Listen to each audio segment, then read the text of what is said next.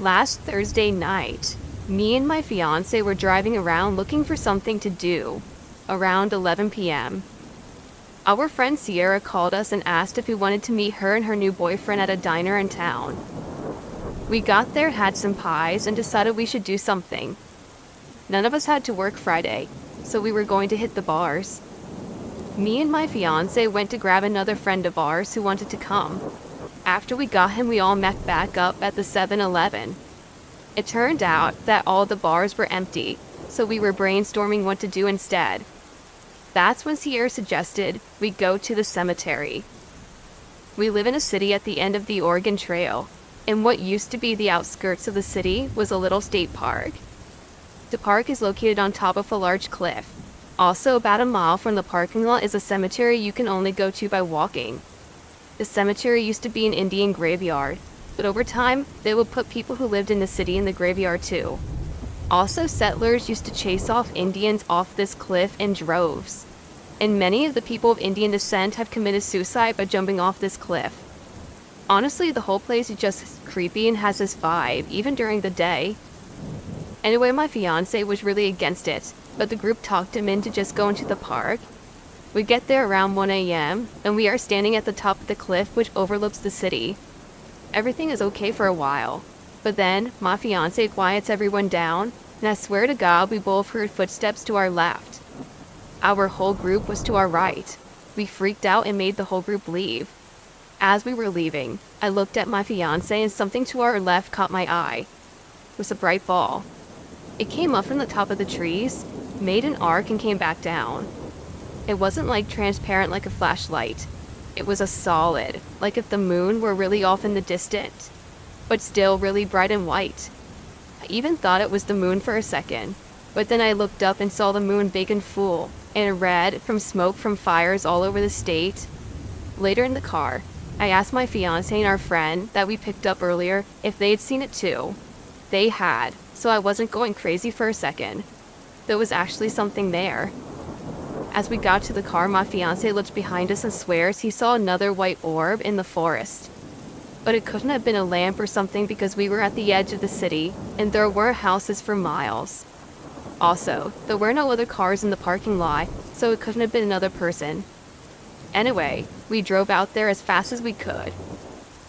We dropped off our friend, and he had me drive his car because he was too freaked out. By the time I drove myself home, he seemed fine. Looking back, I really wish I spent the night with him. The night after he dropped me off, everything was fine for a while. But once he started driving around the back roads near his house, weird things began to happen again. He was listening to music on Pandora while driving. Well, mid-song, the track somehow skid from Tiny Dancer to Dance with the Devil. Then, something black ran in front of him. He slammed on the brakes so not to hit it. He looked behind in the mirror to make sure there wasn't someone driving behind. That's when he saw a pair of eyes and dark outline of a person in his back seat. Then the song changed back to Tiny Dancer and the figure was gone. He parked the car in his driveway and ran inside on full panic. Nothing else happened that night, but he was a bag of nerves for days.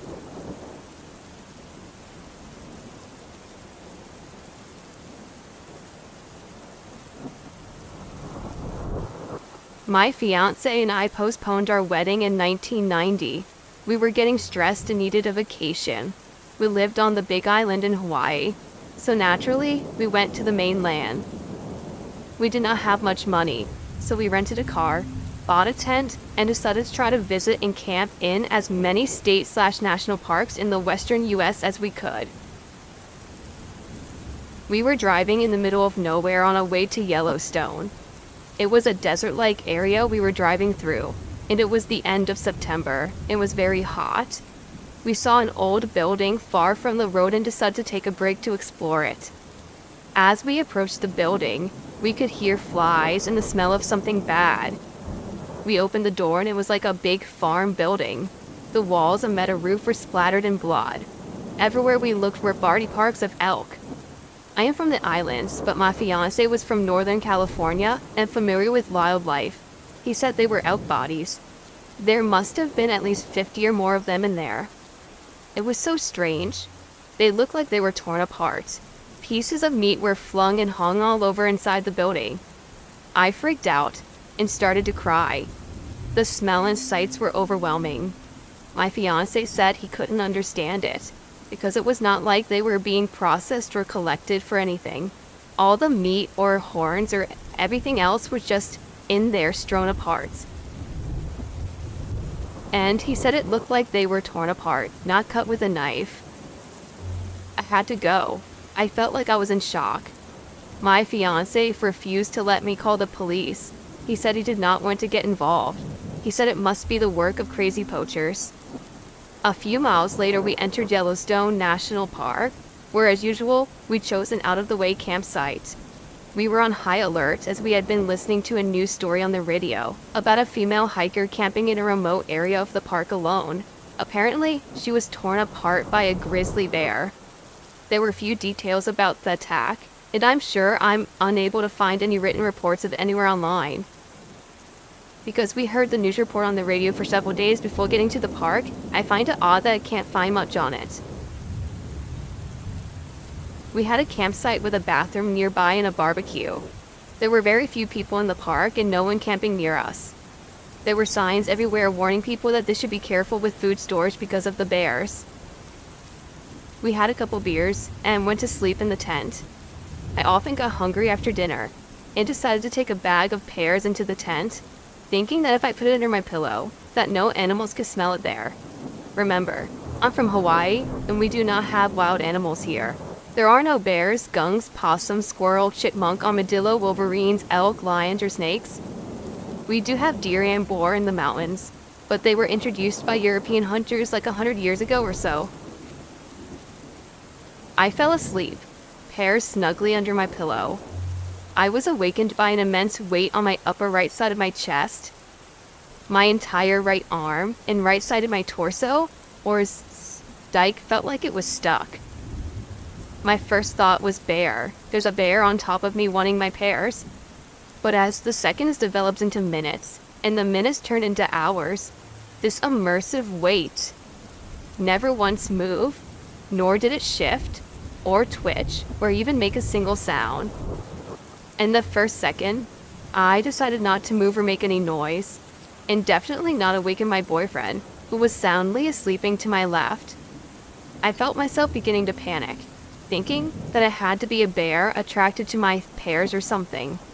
But as time dragged on, I realized that this were a wild animal. It was literally on top of me, inches from the fruit. It would have pawed or done something to get inside the tent, or at least shifted, moved, or snorted, or breathed as living things do. But to me, I felt like a car was parked on the upper right half of my body, the way it was so heavy and unmoving. What the weirdest aspects, besides it being a massive, unmoving, totally silent something, was that it was warm. This flurry of thoughts and confusion literally dragged on for hours. I became so terrified and overwhelmed. I knew whatever was sitting or standing or laying or parked on me could not have been of this world. Once, after all the hours of trying not to breathe heavily, panic, or even twitch a muscle, I passed out cold from sheer terror. My mind and body just shut down. I totally understand now, when people see a cryptid or a monster, why they faint or lose bowel control. The big difference with me was I could not see it. I could only feel it. And thinking it was a grizzly bear, that could cause its razor-sharp teeth and claws to easily get into the tent, which made it so more confusing. When I woke up the next day, my fiancé was already up. I told him what happened, and I was completely freaked out. I checked the tent for any marks or signs of something on the fabric, but there was nothing. There was also no suspicious paw prints or footprints around the tent campsite. Instead of listening to my story, my fiancé stopped me at the part about the pears under the pillow and scolded me for quite a while. I was totally still freaked out and wanted to leave. My right arm and the right side of my body were aching. That was not a dream, nor was it sleep paralysis. I have never been that terrified in all of my life, never before since that have happened. I told this story to an experienced Sasquatch researcher, and he said these types of tent antics are pretty common with juvenile Sasquatch. He said many researchers and witnesses believe that Sasquatch can actually see through the tent fabric somehow and enjoy harassing campers. He calls campers with intense sack lunches. He described how campers tell of being in their zipped-up tent and then being picked up and carried several feet away. Other witnesses describe hearing their tent's zipper unzip and a hairy hand reach in to touch them. I think what convinced me that this was a Sasquatch reclining on my tent was that what the research explained about Sasquatch abilities. They're able to remain unmoving, even without a twitch or spasm for literally hours at a time. He pointed out how in nature, they use this ability to camouflage themselves so effectively.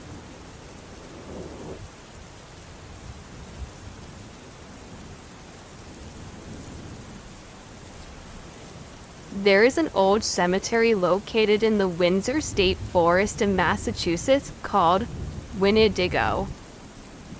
Back in the 40s, it started as a summer camp for kids to hike, play, socialize, and do stuff while their parents were working for the summer break. It could have been up to 24 kids there per summer. The legend goes that there was an old lady as a counselor there, who one day snapped and went crazy. She hung 3 girls in the barn and drowned the other 3 in a hot tub. She then killed herself. Let me tell you a quick picture. As you pull into this camp, a small house built in the late 1700s is on the left. After the house is a small shed. A medium-sized barn is located across the driveway from the house, and right next to the barns is a small cemetery with small unmarked gravestones. It is said that the 3 girls that haunt the house and 3 haunt the barn, while the old lady haunts the basement of the house. Inside the house, people reported hearing laughter and getting small tugs on their clothing, and even seeing shadows popping out around corners. The basement is a different story. In the basement, the old woman's spirit tells you to leave, tries to scare you by moving things around, and people have even reported getting scratched by her. The girls' spirits in the barn, however, are a different story. In the barn, you can hear crying noises and even faint screams. Some have reported hearing them even outside the house. The cemetery is outside. It's like a jackpot of spirit orbs if you're filming or taking pictures. And though it's silent out there, many have reported seeing apparitions and shadows in the cemetery. I myself have been to the cemetery before, a few times. Mind you, each time I was there I was completely sober. The first time I went with a few friends, we all had flashlights. We stepped out of the car, and before we could even turn them on, I stopped everyone and told them to stand still. It was dead silent. Nothing. No bugs, no birds, no noise from houses around. It was eerily quiet. Unsettlingly quiet. That made me nervous. We walked towards the house and shined a flashlight in the window. We saw a head move out of the window as soon as we did it. The girls with us freaked, but we convinced them to keep moving. We explored the main floor of the house, but we didn't hear anything really. So we leant over to the barn. One of the girls, all of a sudden, was overcome with sadness and dropped right to her knees, crying uncontrollably. That freaked the rest of us out, so we picked her up and put her in the car and left fast. Keep in mind, we didn't really hear much of anything. We may have seen an apparition in the window, but that was about it. But the presence up there, I can't explain it. It just feels wrong, like you're being watched and followed. I'm man enough to admit I'm too scared to return there.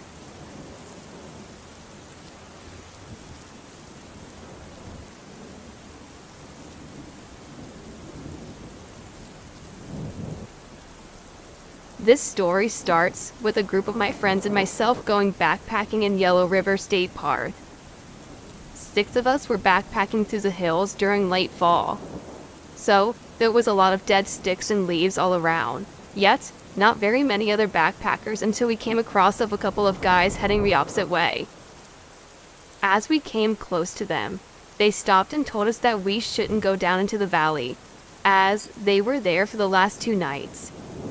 We asked why not, and they said that they heard people talking near their tent in the middle of the night, even though they were the only ones there. My friends and I shrugged it off, because we ourselves have drunkenly wandered around at night exploring and stargazing. We continued down into the valley and set up our tents. There was 2 of us in each tent. 3 of us brought firearms, just because we were kind of paranoid. We would rather have them and not need them instead of not having them and needing them due to previous experiences. We'd get all set up and break out our liquor and cards and play a few games in front of the fire before we decide to call it a night.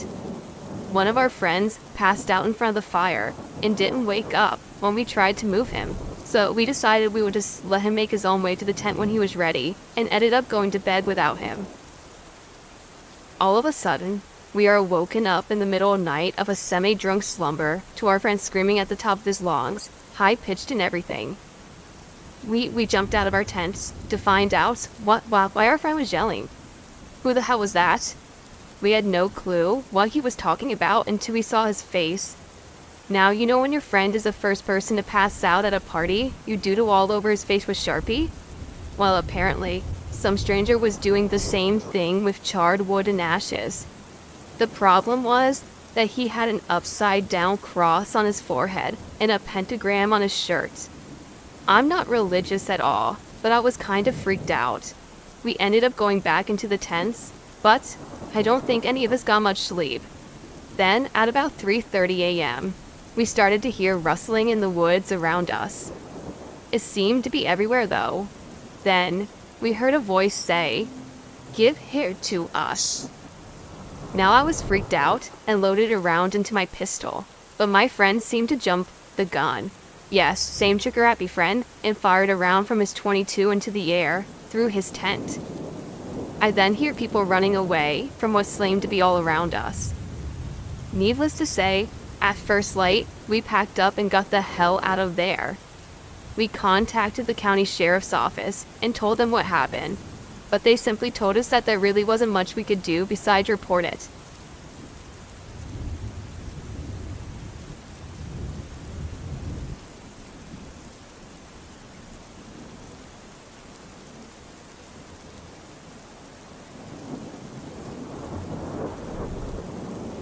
I worked for a state forest service in the tri-state area several years ago in a field location that was 250-year-old farmhouse.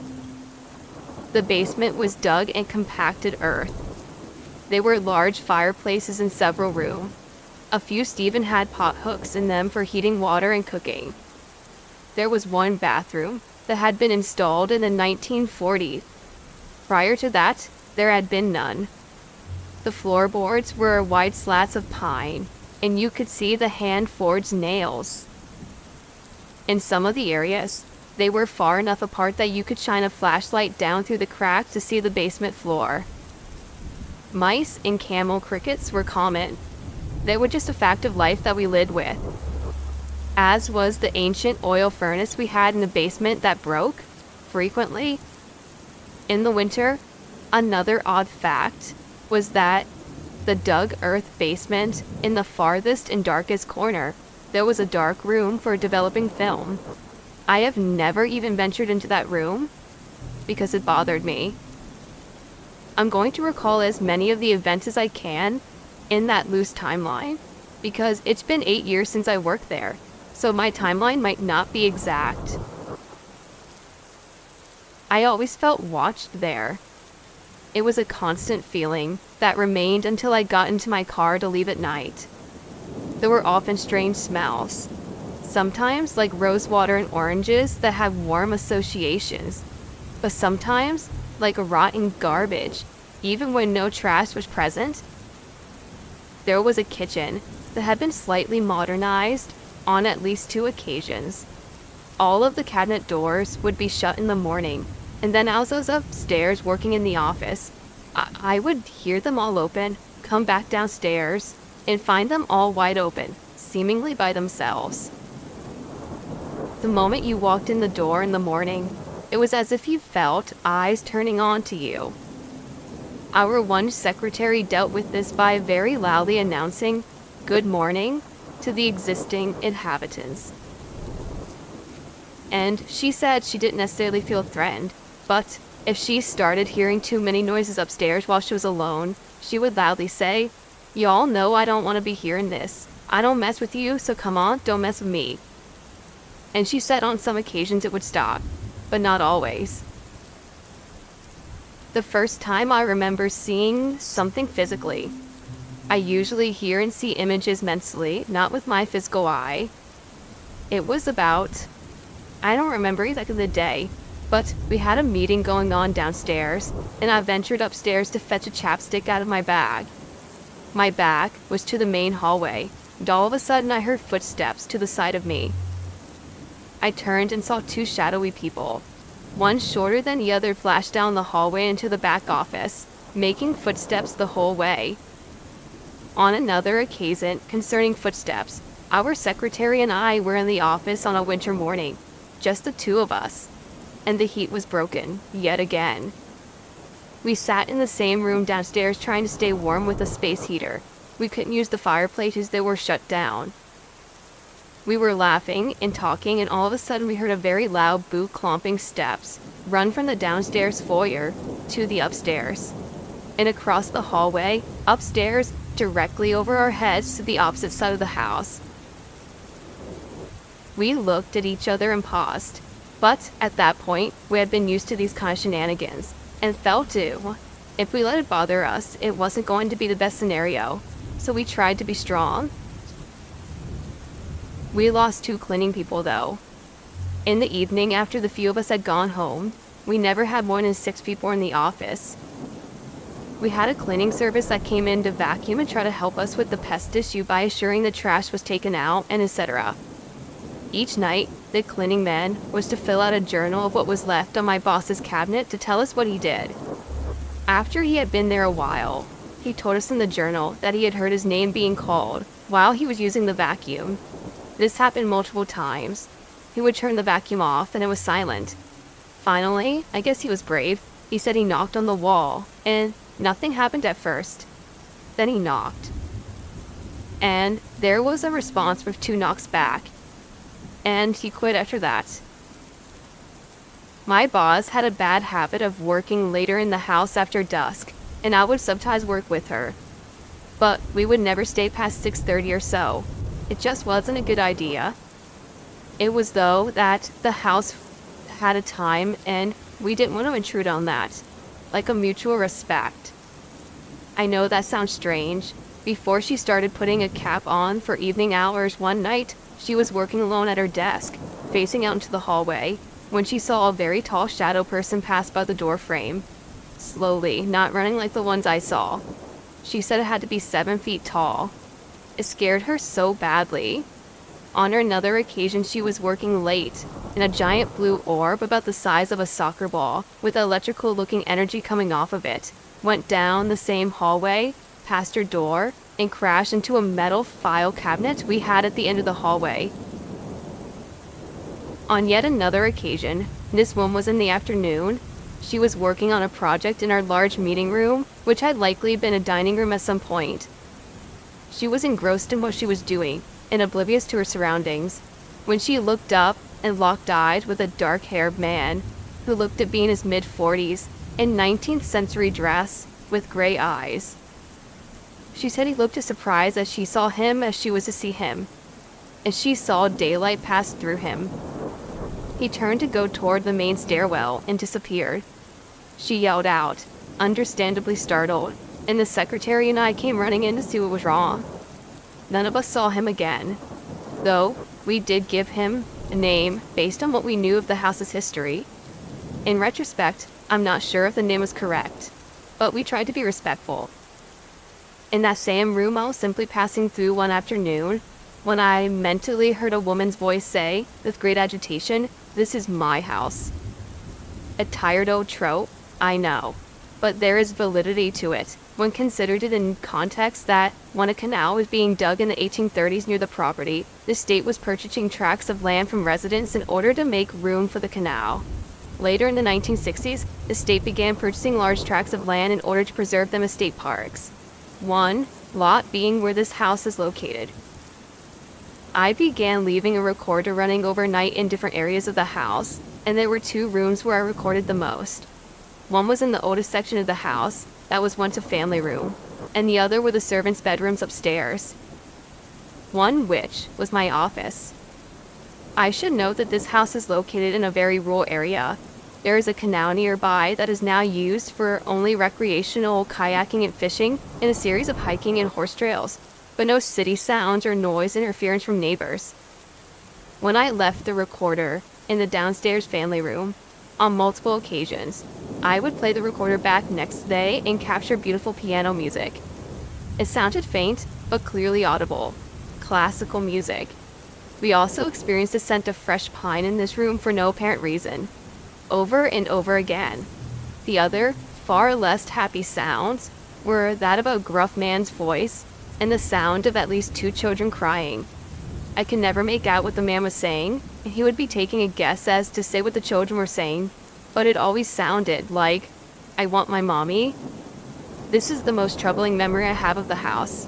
No one likes to think that children suffered.